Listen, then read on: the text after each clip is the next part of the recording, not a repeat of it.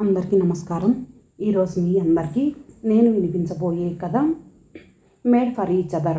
రచయిత అల్లూరి గౌరీ లక్ష్మి గారు. ఇక కథలోకి వెళితే, గుమాయించు కొంచెం అంటూ 2 స్పూన్ల నెయ్యి వేడన్నం మీద వేసుకొని గోంగూర పచ్చడి కలిపి, అబ్బా ఏం రుచిగా ఉంది అన్నాడు ఆనందరావు భార్యతో.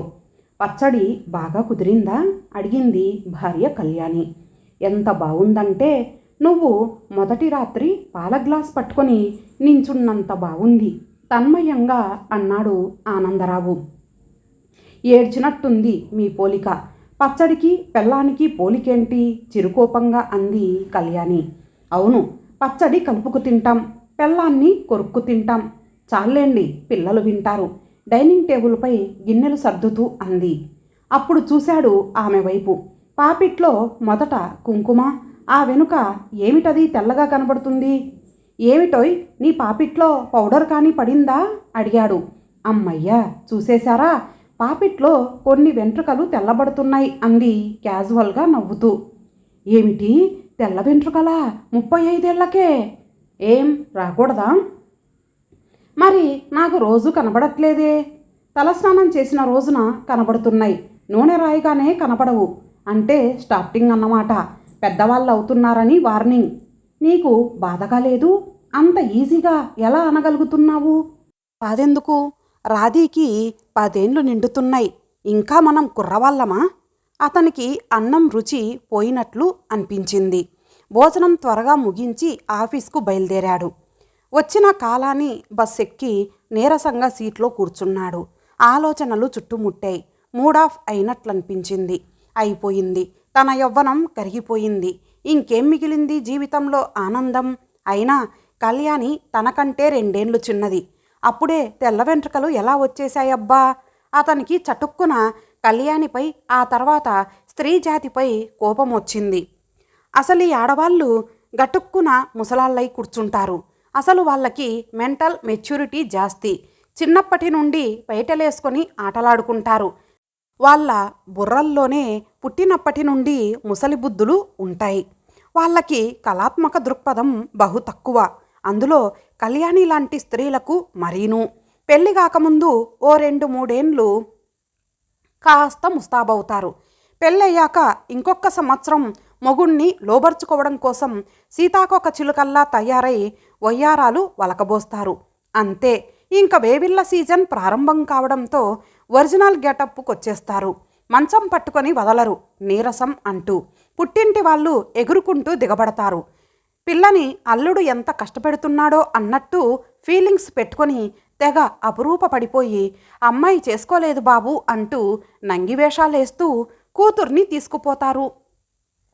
ఓ 2-3 నెలలు ఈవిడగారక్కడ రెస్టు లాగించి బుట్టెడు మందులు టానిక్కులతో తిరిగొస్తుంది. డాక్టర్ చెకప్పులంటూ మొగుణ్ణి బాడీగార్డుగా చేసుకొని హాస్పిటల్కి తిరుగుతూ పండ్లు పాలు సేవిస్తూ ఆయాసపడుతూ ఉంటుంది. మొగుడి గురించేమీ పట్టించుకోదు. వాడి సరదాలు సంతోషాలు కట్టు. మరో 3 నెలలకి పుట్టింటి గ్యాంగ్ మళ్ళీ దిగుతుంది. తొలికాన్పు అంటూ 4 సున్నుండలు 4 మిఠాయిలు మొహాన కొట్టి కూతుర్ని తీసుకుపోతారు. అల్లుడి వెధవ బతుకేంటి, ఎక్కడ తింటాడు, ఎలా ఉంటాడు అని ఆలోచించరు. ఎక్కడన్నా చావని, వాడు చేసిన పనికి వాడికి అదే శాస్తి అన్నట్టు చూస్తారు. ఇంకా ఈ మహాతల్లులు ఓ పిల్లని కనగానే, ప్రమోషన్ రాగానే ముందు క్యాడర్ వాళ్ళని మర్చిపోయినట్టు ఏదో హోదా వెలిగించుకొని మొగుణ్ణస్సలు కేరే చెయ్యరు. ఆ పుట్టిన పిల్లాన్ని చంకనేసుకొని ఏ 5వ నెలలోనూ దిగుతారు. ఆ రోజు కోసం ఎంతో ఆశగా ఎదురు చూస్తున్న మొగుడుగాడికి ఏం మిగులుతుంది? అంతా హులక్కి. రోజంతా చంటాడికి పాలివ్వడం, గుడ్డలుతకడం, వాడి నవ్వులు చూసి మురిసిపోవడం, వారి అల్లరి చూసి వీరమాతలా పొంగిపోవడం. మొగుడి గొడవేమన్నా ఉంటుందా? ఉండదుగాక ఉండదు. వాడి సరదాలన్నిటికీ మంగళహారతి. ఆ చిన్న రాక్షసుడి సేవతోనే తల్లికి తెల్లవారుతుంది.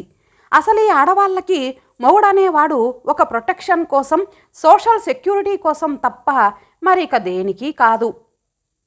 కొన్నాళ్ళు సొగసులు వలకబోసి పని పూర్తి కాగానే పిల్లల మీదే ధ్యాసంతా పెట్టుకుంటారు. ఆ చీర కట్టుకోవే, ఈ బొట్టు పెట్టుకోవే అంటే ఉండండి, మీరు ఆఫీస్కి వెళ్ళిపోతారు హాయిగా. రోజంతా వీడు ఎంత అల్లరి చేస్తున్నాడో మీకేం తెలుసు, వీణ్ణి చూసుకునేసరికి సాయంత్రానికి నాకు ఓపిక ఉండట్లేదు అంటూ ఫోజులు. ఇక మొగుడనే శాల్తీ ఈవిడ సంతానానికి పోషకుడు కాబట్టి ఏదో కృతజ్ఞత కొద్దీ 2 పూట్ల తిండి మాత్రం పడేస్తారు. ఏదో పిల్లలు పసివాళ్ళు కనుక అంత కేర్ తీసుకుంటోందేమోలే పాపం అని మొగుడు ప్రాణి అపోహపడి బతుకుతుంటాడు భవిష్యత్తుపై ఆశతో. పిల్లలు కాస్త పెద్దయిన దగ్గర నుంచి ఆ పిల్ల మూకల అల్లరి, పేచీలు, కాన్వెంట్లు, బూట్లు, ట్యూషన్లు వాటితో సరిపోయిందంటుంది. పిల్లల పెళ్ళిళ్ళ గురించి, వాళ్ళ ఉద్యోగాల గురించి ఆశాసౌధాలు కడుతూ ఉంటుంది తప్ప అప్పుడైనా భర్తను గురించి బాధపడిన పాపాన పోదు.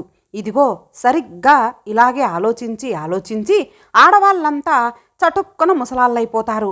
నాయనమ్మ నా పెళ్ళికి ఎంతో మొత్తుకుంది. వయసులో తేడా మరీ 2 ఏండ్లు బావోదని, కనీసం 5-6 ఏండ్లుండాలని.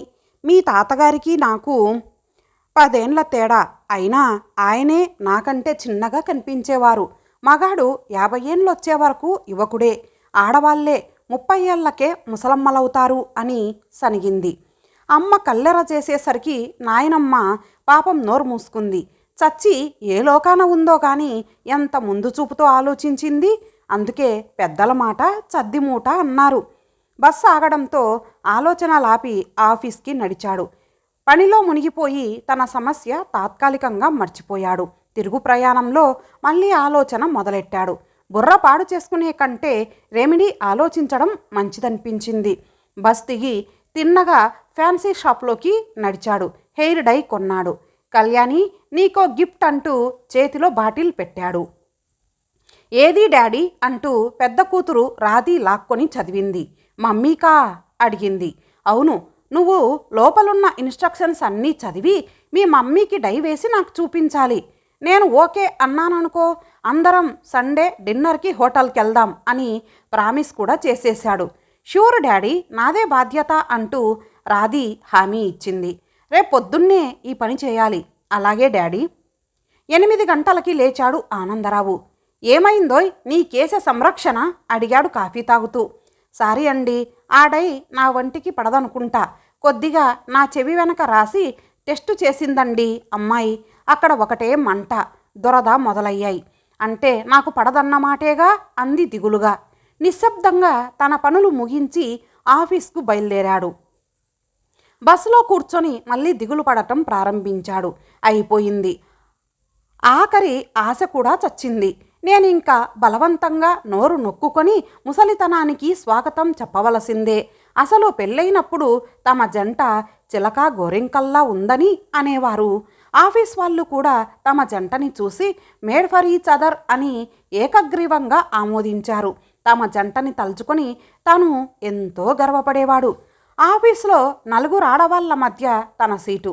తనని నారీ నారీ నడుమ మురారి అని తోటి వాళ్ళు ఈర్ష్యపడుతూ ఉండటం కూడా కద్దు. తనసలు ఎప్పుడూ నీట్గా ఇన్షర్ట్ చేసుకొని చిరునవ్వుతో ఉంటాడు. మీరసలు బ్యాచులర్ అనుకున్నానండి ఆనంద్ గారు జాయిన్ అయినప్పుడు అని కొత్త టైపిస్టు పోరి అన్నప్పుడు తానెంతో ముడిసిపోయాడు. ఎవర్ గ్రీన్ అని కూడా అనిపించుకున్నాడు. అలాంటి భోగమంతా పోయింది. ఏ ఆఫీస్ వాళ్ళు ఇంటికొచ్చినప్పుడో, కొలీగ్స్ ఇళ్ళకి శుభకార్యాలకి వెళ్ళినప్పుడో నా వెంట కళ్యాణిని చూసి ఆనంద్ గారి పెళ్ళాం ముసల్ది అంటే ఈయన కూడా ముసలాడే, ఏవో షోకులు చేసుకొని అలా ఊపిస్తాడంతే అని తన ఆఫీస్ ఆడవాళ్ళంతా అనుకోవడం ఖాయం. ఇంకేముంది, తనెంత స్మార్ట్గా తయారై ఏం ప్రయోజనం? గుండె బరువెక్కింది ఆనంద్కి. బతుకంటే ఇంతే కదా. బస్ దిగి ఆఫీస్కి నడిచాడు. వారం గడిచింది. ఆనందరావు మెల్లగా గుండె రాయి చేసుకుంటున్నాడు. మనిషి హుషారుగా ఉండలేకపోతున్నాడు. అయినా ఏం చేయగలడు పాపం, బాధని జీర్ణం చేసుకోవడం తప్ప. ఏది అద్దం తీసుకురామ్మా చూద్దాం అన్నాడు. మృదువుగా కంగారు కనబడనివ్వకుండా పరీక్షగా అద్దంలో చూసుకున్నాడు. 4-5 కంటపడ్డాయి. అటూ ఇటూ చూశాడు. కళ్యాణి వంటింట్లో బిజీగా ఉన్నట్టుంది. ఓ రోజు ఆదివారం తలస్నానం చేసి వరండాలో కుర్చీ వేసుకొని పేపర్ చదువుతున్నాడు. చిన్న కూతురి 7 ఏండ్ల చిట్టి ఒడిలో చేరింది. మెల్లగా తల సర్దడం మొదలుపెట్టి, డాడీ నీకు కూడా మమ్మీలాగానే వైట్ హెయిర్స్ ఉన్నాయి అంది ముద్దు ముద్దుగా. ఈజిట్ గతుక్కుమన్నాడు. చిట్టి, నువ్వు నా వెనక నిలబడి మొత్తం ఎన్ని వైట్ హెయిర్స్ ఉన్నాయో చూడమ్మా అని బ్రతిమాలాడు. సరే డాడీ అంటూ చిట్టి తన బరువంతా తండ్రి మీద వేసి 10 నిమిషాలు లెక్కబెట్టింది. మొత్తం 35 డాడీ అంది ఆయాసపడుతూ. వెరీ నైస్ గాల్ అంటూ చిట్టీకి ముద్దిచ్చి, నువ్వు బయటికెళ్ళి ఆడుకోనాన్నా అని పంపేశాడు. కుర్చీలో రిలాక్స్డ్గా కూర్చున్నాడు. అతనికిప్పుడు కొండంత భారం దిగినట్టుంది. ఏమైతేనేం మేడ్ ఫర్ ఈచ్ అదర్ అన్న మాట సార్థకమయ్యింది ఈ రోజుతో. అతనికిప్పుడు గొప్ప స్థిమితంగా ఉంది. మనసుకు ఊరట కలిగింది. వారం రోజుల తర్వాత మునుపటి ఆనందరావుగా మారిపోయాడు. జగమే మారేనుగా మధురముగా పాటను హమ్ చేసుకుంటూ వంటింట్లో పెళ్ళాంతో వాతాఖానీ వేయడానికి బయలుదేరాడు చిరునగవుతో. ఇంతటితో ఈ కథ సమాప్తం. మరొక మంచి కథతో కలుద్దాం. అంతవరకు సెలవు. నమస్తే.